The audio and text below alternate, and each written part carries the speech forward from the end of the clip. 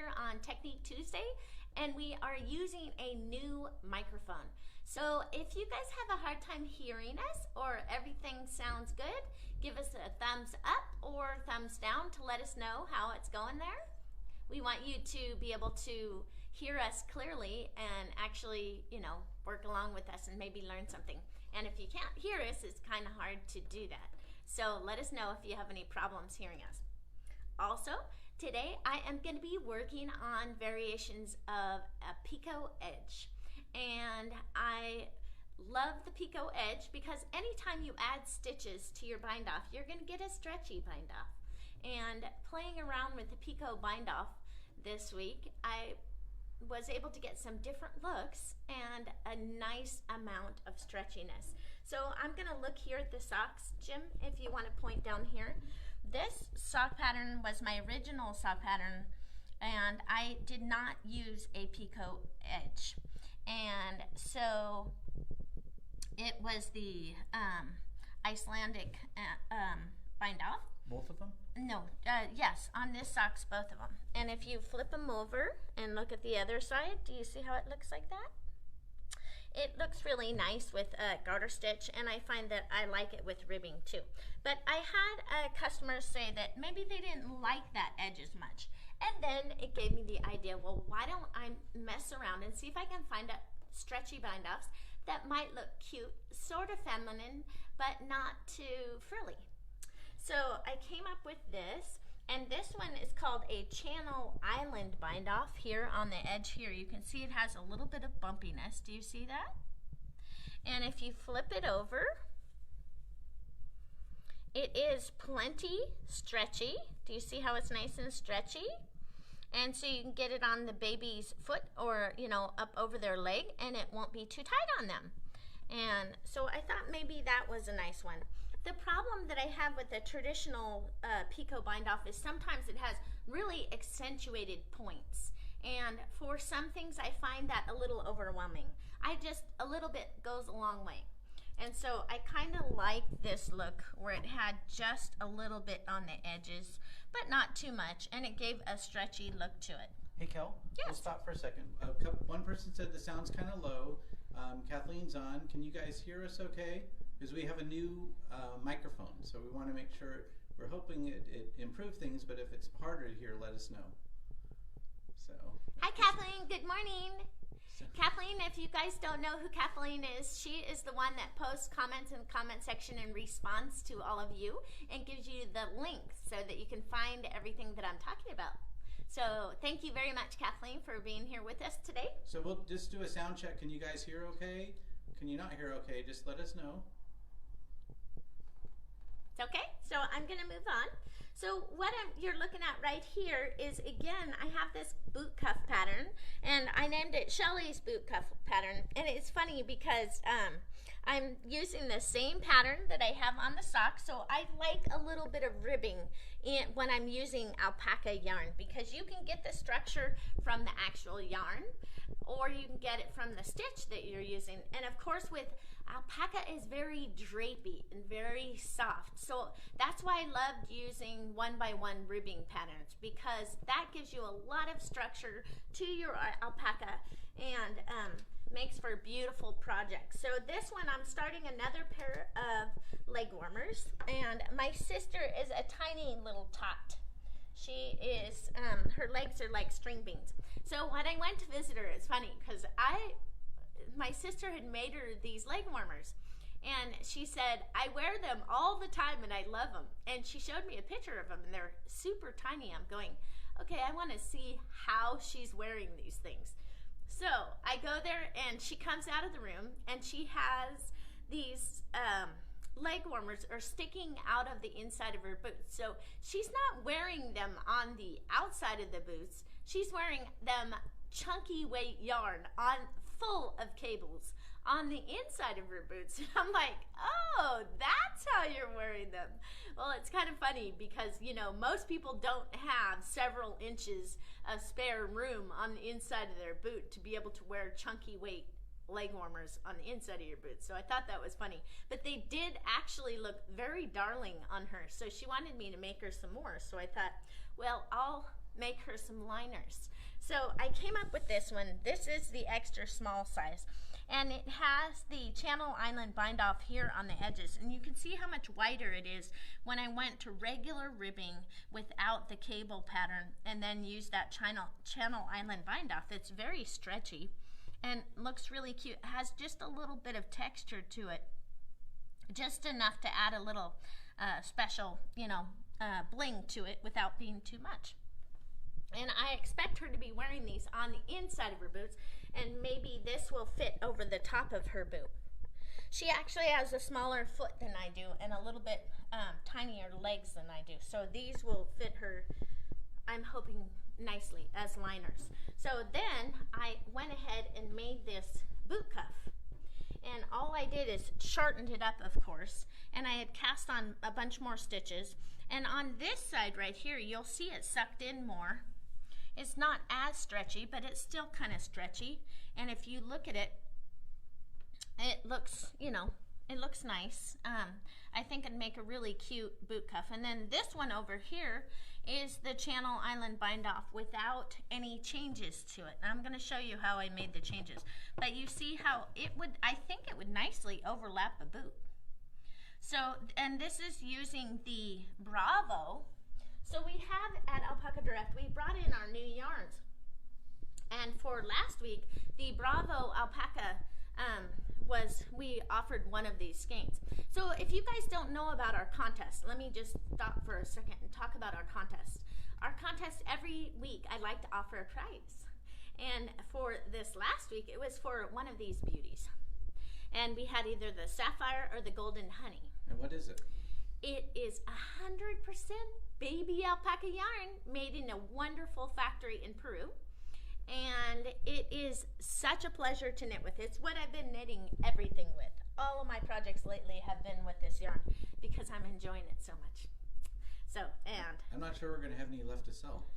I know, but hey, it's cool. I'm having fun, honey. Okay. Yes. Happy wife, happy life. That's right. Yes, and I'm very happy when knitting with this, so it's cool. So also I wanted to mention to you for this week, I thought again I'm going to offer these Bravo yarns, and these are called the Petites.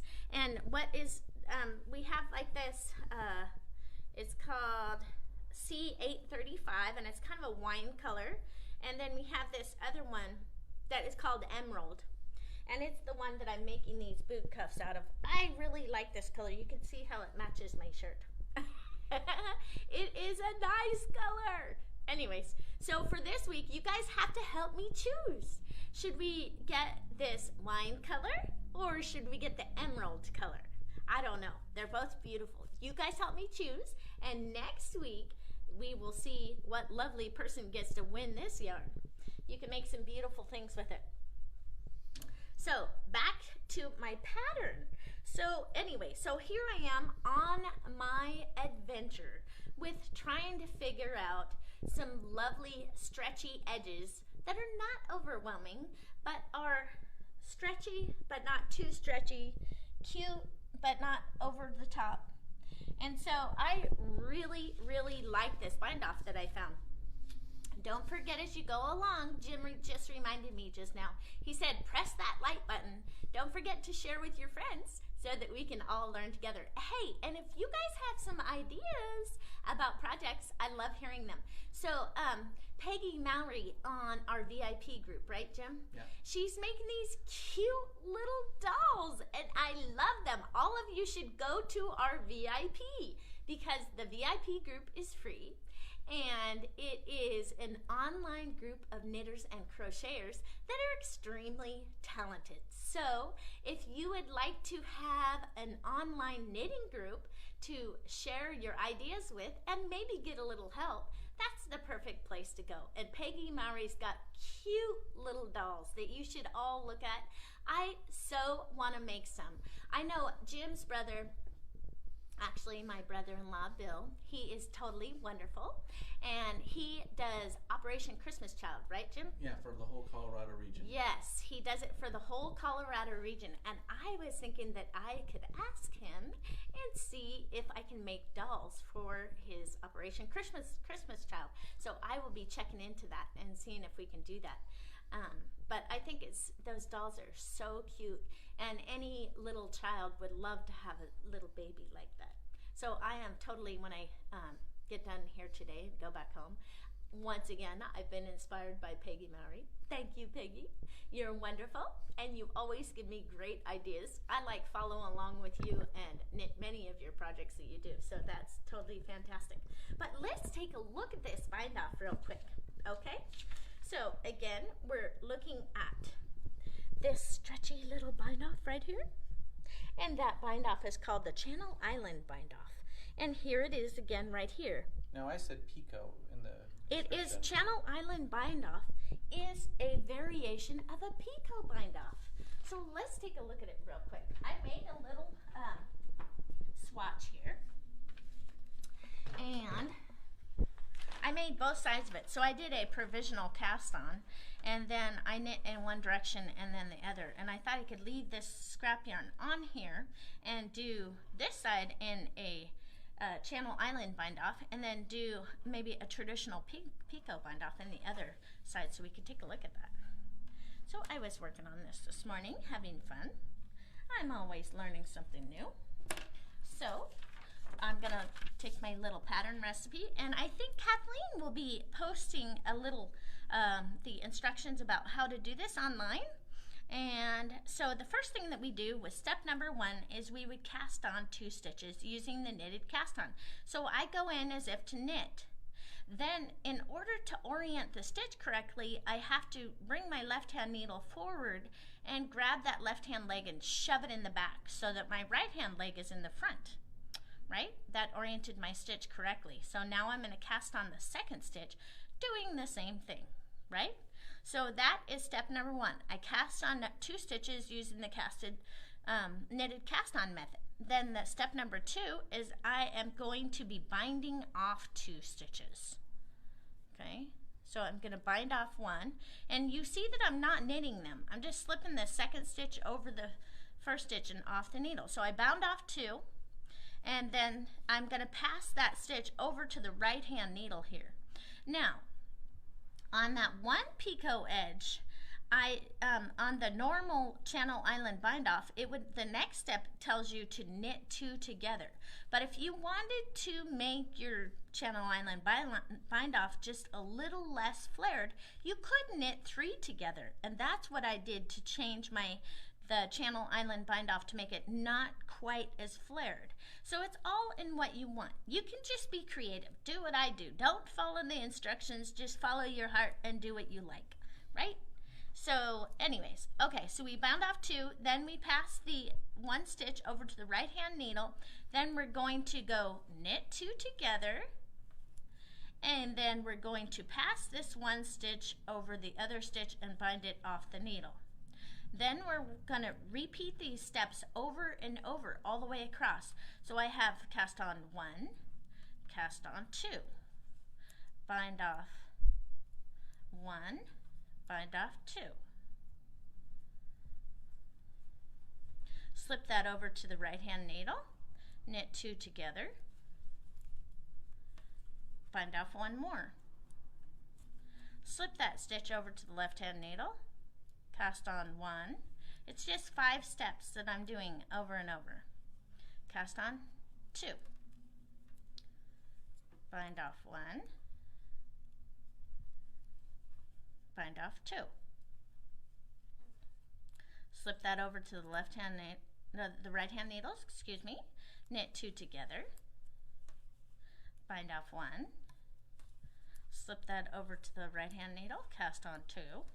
1 and 2. And if you keep it snug, you'll make it less flared as well. I even thought you might be able to use a smaller needle, and I did that on one of them, and it did help some. So, all different things that you can do to make your project look beautiful. But I think learning different kinds of bind-offs are actually, it's worth the effort to learn how to do these. And it, like I said, if you follow that 3-2-1 rule and you do 3 projects in a row, oops, don't do what I just did. I cast that on and then I started to knit it because I'm yakking away. Don't knit it, just bind it off. And then flip that over to the right hand needle, knit 2 together, flip that over, bring it back to the left hand needle, cast on 2, and bind off 1. And when you're doing this, if you have sharp needles like lace needles, like these Chalgu red lace, oh, it makes it so much easier. If you have a blunt tip needle, you might take hours to do this. And the reason why I can do it a little bit faster is I have the proper tools. And these Chalgu needles are just fantastic for so many different things.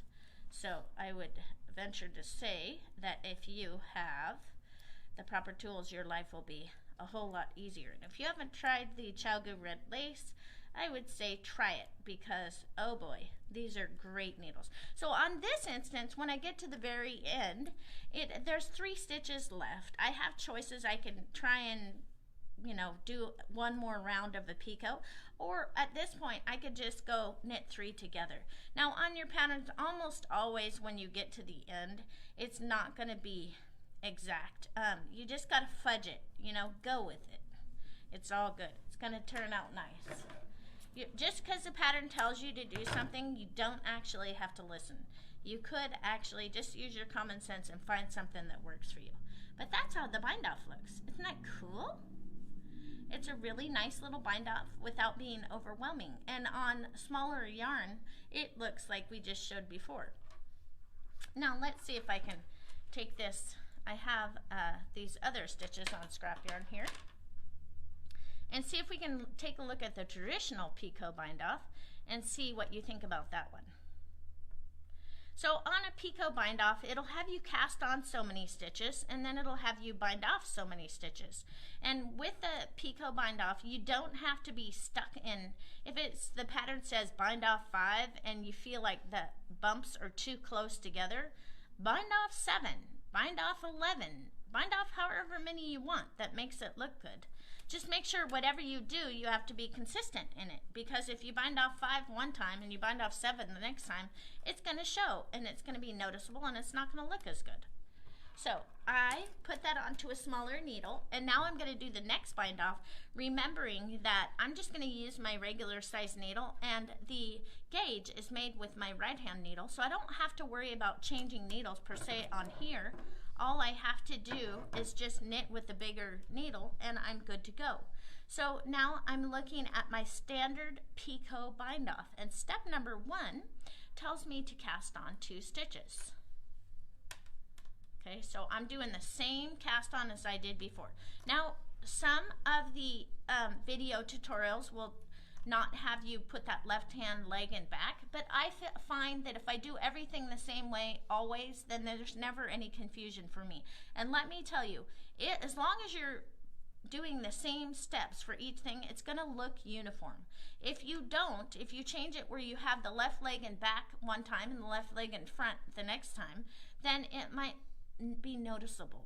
So consistency, consistency, consistency. So now I cast on these 2 stitches using the knitted cast on, and now I'm going to go ahead and bind off 5 stitches. So I have bound off 1, bind off 2, bind off 3, bind off 4, bind off 5. Okay, when I get this last one bound off, I put that stitch back on the left hand leg, back on the left hand needle, and then I go ahead and cast on 2 more. And those are the only 2 steps that I have to remember for the Picot bind off. So I cast on 2, and then once again, what am I doing? I'm binding off 5. So bind off 1 and 2. And 3,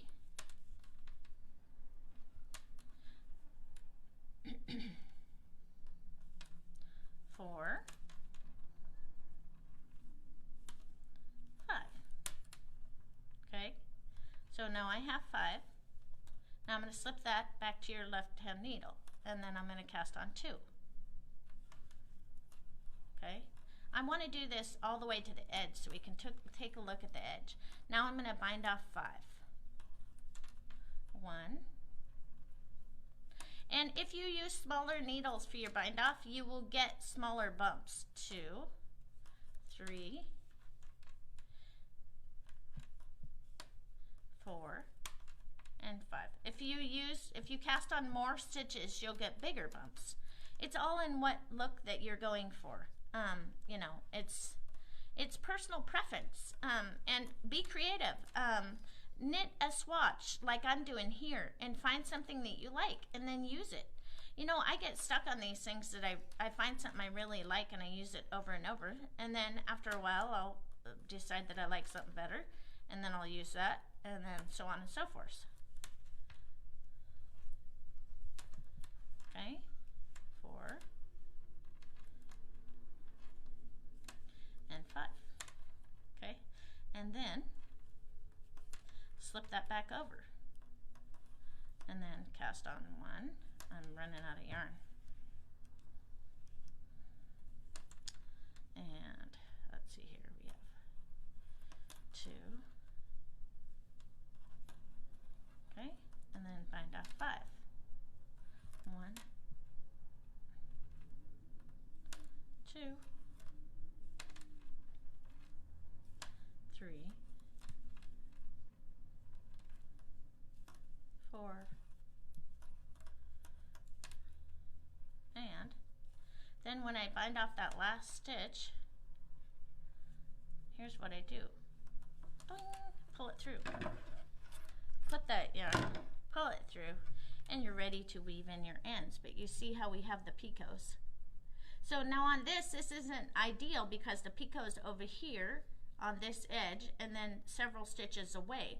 So if you know that you're doing a flat piece, you could start by knitting 2 and then casting on your stitches to even it out perfectly. So at the end you might only knit 3 instead of 5, but you would have 2 stitches over here, so it would end up even.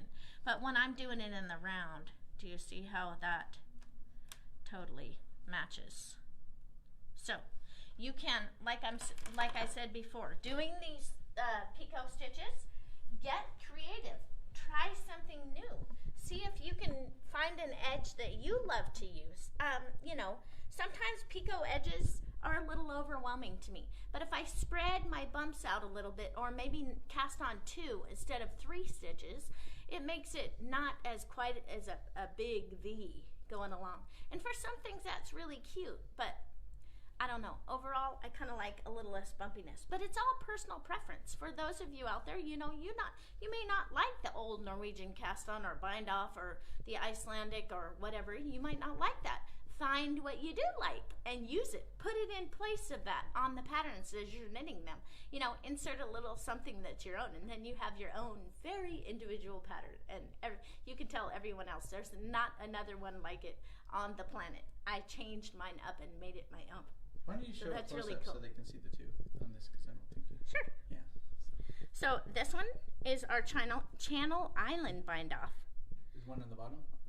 This one right here. On the top one. Yeah, and you see how it kind of moves forward. It kind of wants to go forward, but you see how it's a lot less bumpy. The bumps don't protrude as much. And then this traditional picot bind off, do you see how it's a lot more lumpy? And I take these, if I want to have this kind of a bind off, I take them and block them. Put a pin on each one after I wet block it so they stand out. Because if you're going to have it, you might as well let it stand out. But it looks really cute. Either way is good. It's all in what you like and what your preference is. So for those of you that maybe don't like this kind of bind off, use this kind of bind off. And if you don't like that kind of bind off, maybe you like that kind of bind off. Debbie Doctor says she likes the I-cord bind off. I love the I-cord bind off too. It's so awesome. Hey Debbie, have you done the 2-color I-cord bind off? It's totally cool. I've been really on a roll with that lately. And so anyway, if you haven't tried the 2-color I-cord bind off. You should add it to one of your projects because it really gives it some bling. Was that in the knit club this month? Yes. That's a little hint. Yes, hint for knit clubbers. Yep, 2-color I-cord bind off. I really liked it. It's actually, you know, a little tiny bit labor intensive, but don't you think that these special touches are worth the extra effort? It's totally cool. I love it. So anyways, become friends with those skills that are a little more labor intensive and you'll have projects that are extraordinary. And don't forget, share with your friends as we're doing our Technique Tuesdays because maybe then they will learn something. And don't forget to tell us what you're working on and maybe where you're from and any other comments that you want to post as you're going along here. Now, we need to talk about our winner, right, Jim? We have a winner for our yarn. And the winner for this last week, the people who voted loved this sapphire color, but our actual winner loved the golden honey. So we are going to be sending that to her, and her name is Gail Drake. Yay! Congratulations! You'll get your golden honey in the mail, and maybe you can give it a try and see how you like it. This is lovely baby alpaca yarn. Made in one of the best factories in Peru. I am totally enjoying it.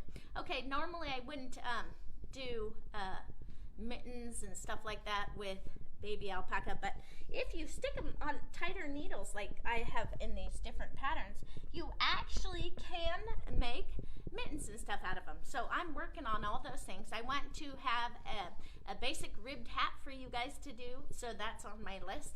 I also want to do a basic pair of bed socks that are made out of this lovely yarn because I feel like for people who are really cold, if you put these pair of alpaca socks that are 100% baby alpaca socks on your feet when you go to bed, you will be toasty warm. You sleep better. You sleep a lot better. Yes, there have been studies out there that prove if your feet are warm, you actually sleep better. So we'll see how that works for you. And then don't forget, you guys, I need you to vote so you can tell me which colors you like. If you like the wine color or this emerald color in our Bravo Petites. And we will send 2 skeins of that for next week's prize. For those of you who vote, we'll know which color to send out. And don't forget the Shelley's leg warmer pattern. And this one I'll be releasing for our pattern for Friday.